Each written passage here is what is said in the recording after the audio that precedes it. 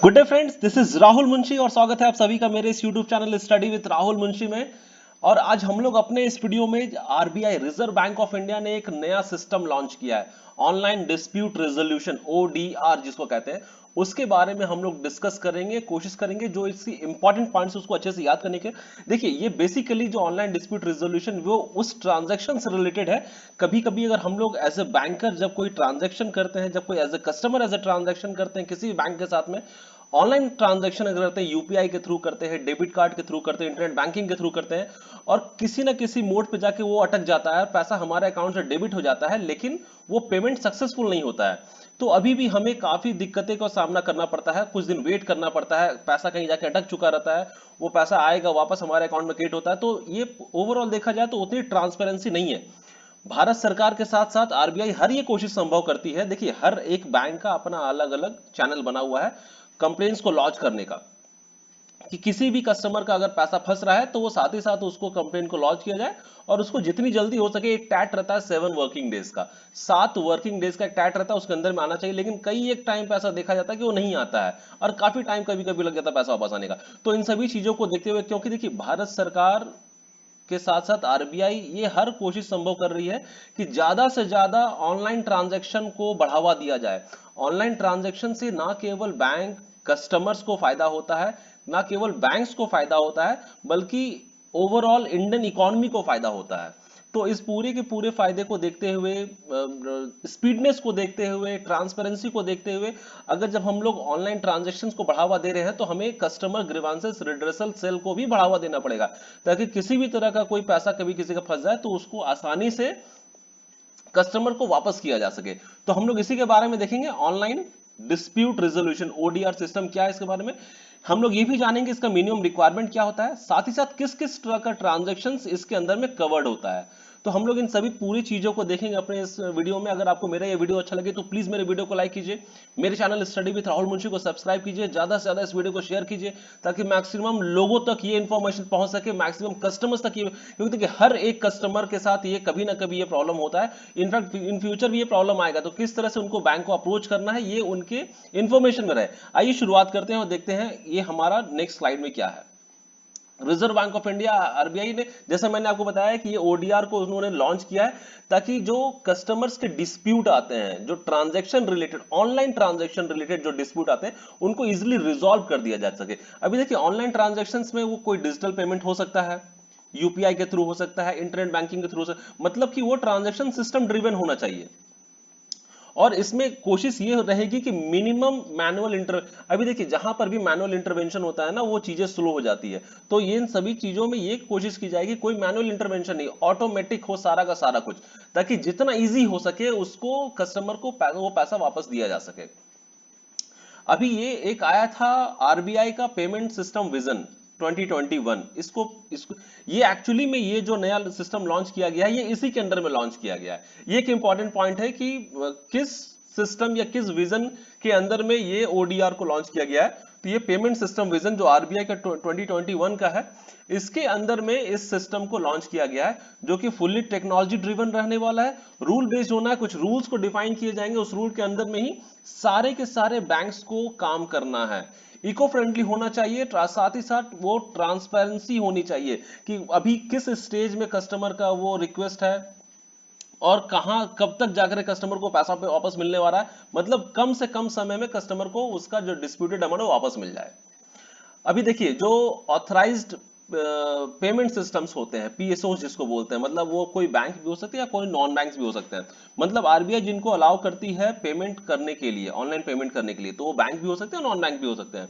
तो इन सभी बैंक्स या नॉन बैंक्स को ये अपने पास में ये सिस्टम को लाना ही होगा, are here by advised to put in place. ये बैंकों को एडवाइस दिया गया है कि वो अपने सिस्टम में इस ओडीआर को लेकर के आए, और इसके साथ ही साथ एक टाइमलाइन भी फिक्स की गई है कि आपको इतने समय तक में इस ओडीआर को अपने सिस्टम में ला करके इसको स्टार्ट कर देना है, ताकि जो भी रिजॉल्विंग हो डिस्प्यूट्स का और ग्रीवांसेस का, वो जल्दी से जल्दी हो सके और कस्टमर को उनका पैसा वापस दिया जा सके।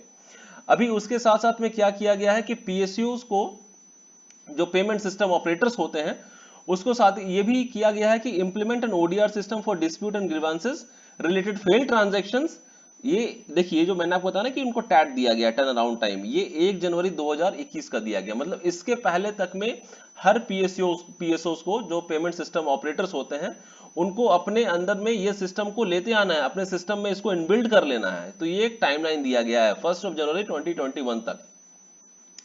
और उसके बाद में क्या है, वुड लेटर बी एक्सटेंडेड। देखिए अभी तक में इस सिस्टम के अंदर में वो ट्रांजेक्शन इन्वॉल्व रहेंगे जो कभी कोई कस्टमर, बैंक के कस्टमर उसको कर रहे हैं कोई ट्रांजेक्शन को, लेकिन फेल हो जाता है, तो उसके वो सारे के सारे ट्रांजेक्शन को इजिली रिजॉल्व किया सके। अभी ये सिस्टम इसके अंदर में है। आने वाले टाइम में देखिए आरबीआई कितनी अच्छी एक चीज करने जा रहा है कि ये उसको भी एक्सटेंड किया जाएगा कि जहां पर डिस्प्यूट और साथ ही साथ ग्रीवेंसेस होता है अदर देन फेल ट्रांजेक्शन। ऐसा नहीं कि केवल, अभी सपोज कीजिए कि आपके अकाउंट से कभी कोई पैसा गलती से, कोई कोई फ्रॉड हो गया, साइबर क्राइम हो गया, आपके अकाउंट से पैसा कोई ने, किसी ने ऑनलाइन डेबिट करके कहीं पर लगा दिया। बहुत कस्टमर्स का ऐसा डेली बेसिस पे होता है। इसी के लिए आरबीआई और बैंक हर कोशिश ये संभव करती है कि लोगों में अवेयरनेस लाए कि किसी भी तरह का आप ओटीपी किसी के साथ में शेयर ना करें, अपना पासवर्ड शेयर ना करें। ये पासवर्ड बहुत कॉन्फिडेंशियल होती है, आईडी पासवर्ड हमेशा अपने साथ में रखें, किसी को ना बताएं। तो ये सभी के बावजूद भी कोई कोई फ्रॉड्स ऐसा होता है कि जहां पर कस्टमर के अकाउंट से पैसा निकल जाता है। तो अभी आने वाला टाइम में वैसे भी ट्रांजैक्शन को इस ओडीआर के अंदर में लाया जाएगा। मतलब अभी तो अगर किसी कस्टमर का पैसा अकाउंट से निकल जाता है ना, तो उनको समझ में नहीं आता यार क्या करें। फाइनली जाकर के हमारे पास में कहता है कि ठीक है, पुलिस स्टेशन में एफआईआर कर देते हैं, बैंक को जाके इन्फॉर्म कर देते हैं, अब बाकी राम भरोसे छोड़ देते हैं, अगर आया तो आया, नहीं आया तो नहीं आया। लेकिन आने वाला समय में ऐसा नहीं चलेगा।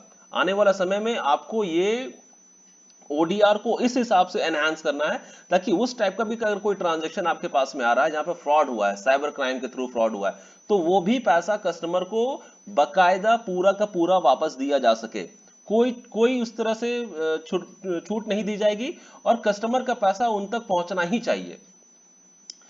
तो ये अभी तक हमने देखा कि ये फेल ट्रांजैक्शन के साथ साथ दूसरे जो ट्रांजैक्शंस होंगे इन फ्यूचर उसको भी इसमें लाया जाएगा। और साथ ही साथ ये भी किया गया है कि इसको रिजॉल्व करने के लिए 1 मंथ का टाइम दिया गया है कि 1 महीने के अंदर में किसी भी टाइप का ट्रांजैक्शन हो, फेल ट्रांजैक्शन हो, डिस्प्यूटेड ट्रांजैक्शन हो, किसी भी टाइप का ट्रांजैक्शन हो, आप 1 महीने तक कस्टमर उसका वेट करेगा। उसके बाद में the customer is allowed to approach the ombudsman. Ombudsman जो बैंकिंग सेक्टर के, अगर कोई कस्टमर ग्रीवेंसेस होता है तो उसमें अप्रोच करने के लिए सबसे हाईएस्ट अथॉरिटी होते हैं। तो फिर कस्टमर अपने मर्जी से वहां जाकर के इसको अप्रोच कर सकते हैं। अभी देखते हैं मिनिमम रिक्वायरमेंट क्या है ओडीआर सिस्टम का, क्योंकि अभी ये जो सिस्टम बनाया जा रहा है तो उसका कुछ एक मिनिमम रिक्वायरमेंट होना चाहिए ना भाई, कि इतना ये चीजें चीजें होनी है, ये चीजें किनको किनको करनी है। तो एप्लीकेबिलिटी किसके लिए एप्लीकेबल हो रहा है, ये पीएसओस के लिए हो रहा है, पेमेंट सिस्टम ऑपरेटर्स, जो बैंक हो सकते हैं, नॉन बैंक हो सकते हैं। साथ ही साथ बैंक क्या करते हैं, किसी दूसरे एंटिटी को स्पॉन्सर करते हैं कि हमारे बिहाफ में मैं उनको भी ये लाइसेंस दे रहा हूं, वो छोटा मोटा कोई ट्रांजेक्शन अपने बिहाफ में कर सकते हैं। तो वैसे एंटिटी को कहते हैं पेमेंट सिस्टम पार्टिसिपेंट्स। जो पीएसओस के अंदर होते हैं वो होते हैं पीएसपीज। तो ये पीएसओस के साथ साथ में ये पीएसबीज भी इसके लिए एप्लीकेबल हैं। उनको भी, अगर पीएसओस जब अपने अपने सिस्टम में इसको इनबिल्ड करेंगे तो इसका चैनल पीएसपीज के लिए भी उनको खोलना पड़ेगा, ताकि पीएसपीज के थ्रू भी अगर कोई कस्टमर का कोई ग्रीवांसेस है, कोई डिस्प्यूट है, तो उसके थ्रू भी वो लोग अपना कंप्लेंट को इजिली इजिली फाइल कर सके कंप्लेंट को। ठीक है, किसी भी तरह का कोई प्रॉब्लम कस्टमर को नहीं होना चाहिए।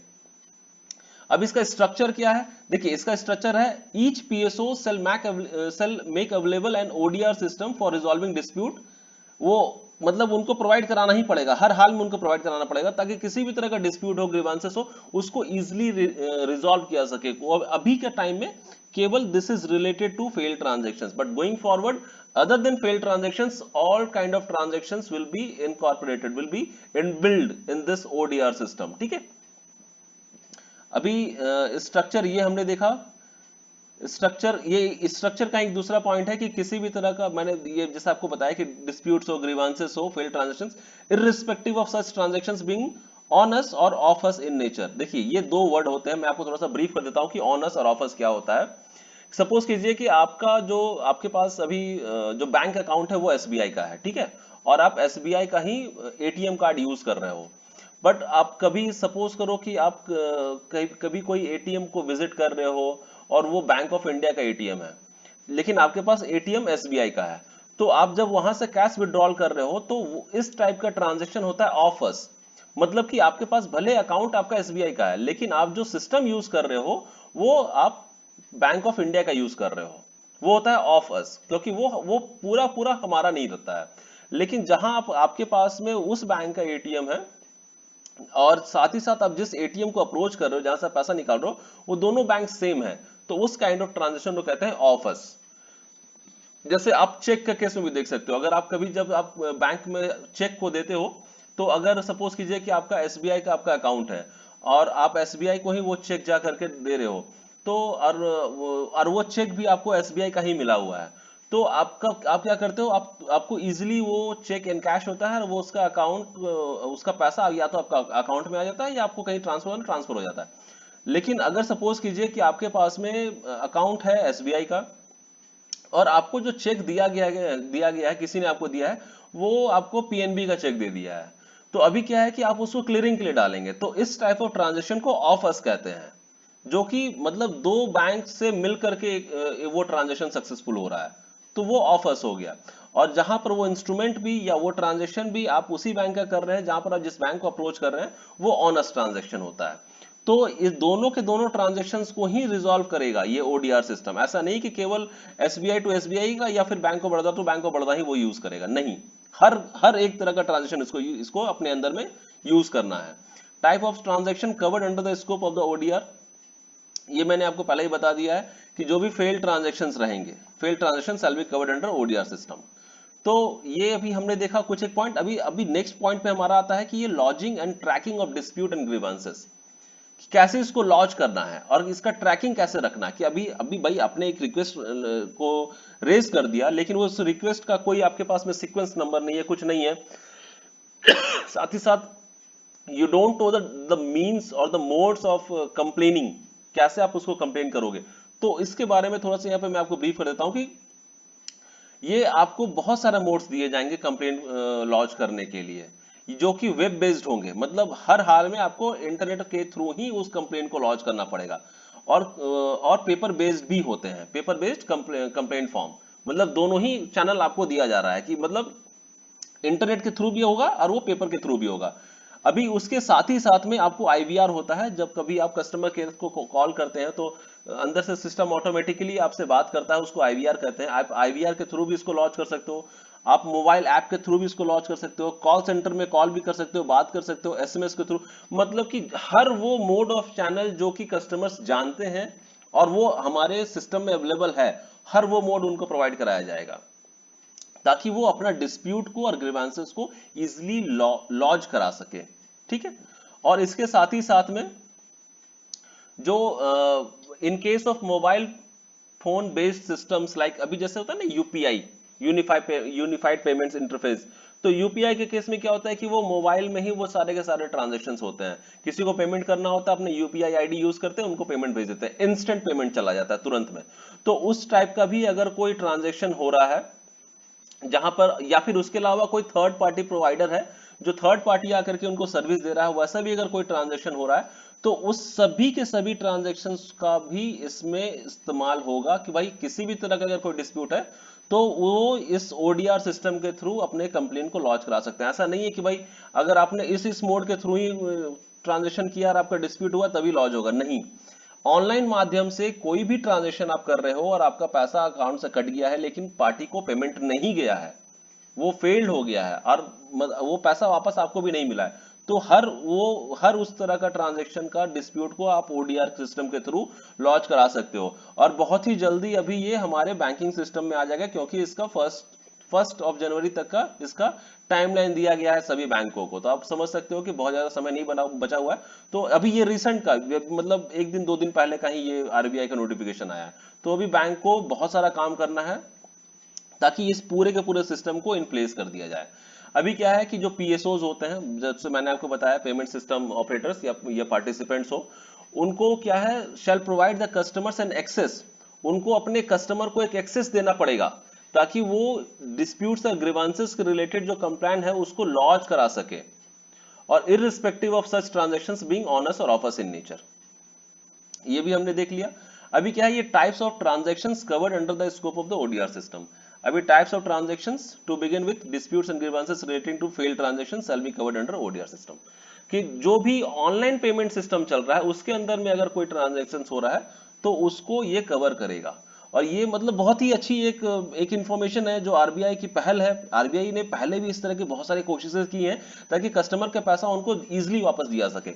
ये उसी में एक है, थोड़ा सा एडवांस टेक्नोलॉजी के साथ में रहेगा, फुल्ली टेक्नोलॉजी ड्रिवन रहेगा, कोई मैनुअल इंटरवेंशन नहीं रहेगा। तो मतलब कस्टमर को हर हाल में उनका पैसा जितना जल्दी हो सके वापस दिया सके। तो ये बहुत सारे हमने इंपॉर्टेंट पॉइंट्स अभी देखे ओडीआर सिस्टम के बारे में। प्लीज इसको एक बार रिवाइज कर लीजिए, एग्जाम में बहुत सारे इससे ऑब्जेक्टिव क्वेश्चंस बन सकते हैं। अगर आपको मेरा ये वीडियो अच्छा लगा हो तो प्लीज मेरे वीडियो को लाइक कीजिए, मेरे channel study with Rahul Munshi को सब्सक्राइब कीजिए, ज्यादा से ज्यादा इस वीडियो को शेयर कीजिए ताकि जो आज के दिन में हर एक इंसान बैंक कस्टमर है और हर एक इंसान का हर कुछ ना कुछ प्रॉब्लम लगा रहता है ट्रांजेक्शन के साथ में। तो इस तरह के इन्फॉर्मेशन जब उन तक पहुंचेगा तो वो लोग इजिली बैंक को अप्रोच कर सकते हैं, साथ ही साथ अपना कोई भी ग्रीवेंसेस को या कंप्लेंट को लॉन्च करा सकते हैं। तो अपने घर पे रहें, स्वस्थ रहें। Thank you so much.